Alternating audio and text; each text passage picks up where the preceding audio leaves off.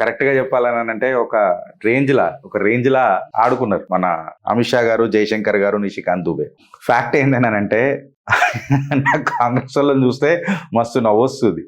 మొన్ననేమో మోదీ గారు అయితే మొత్తం చెప్పి మరి అంటారు చూడు, చెప్పి మరి కైకేలియా రైస్ అని అంటారు చూడు, కైకేలియా చెప్పి మరీ ఘోషణం రాయలేనని అంటారు కదా, ఆ పరిస్థితి ఉన్నది ఇలా కాంగ్రెస్ వాళ్ళది. అయితే వాళ్ళు ఏం చెప్తారని అంటే ఒక ట్వీట్ కొడతారు, భాజపా చోటుకే చెలేగాయి, సదన్కు చోటుకే చెలేగాయి అని చెప్పి చెప్తారు. కాకపోతే ఆడ ఎవరు వెళ్ళిపోతున్నారో అనేది మనం అందరం చూడాల్సిన విషయం.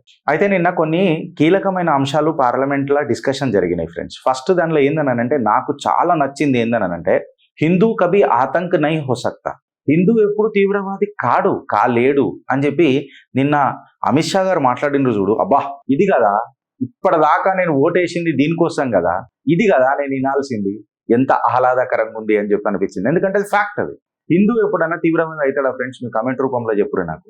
నిన్న అది అమిత్ షా మాట్లాడిండు. ఇన్ఫాక్ట్ అది అట్లా మాట్లాడాలంటే చాలా ధైర్యంగా ఉండాలి.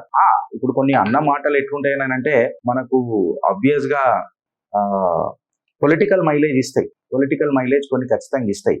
కాకపోతే లాంగ్ రన్ లో ఇవి పేలుతాయి.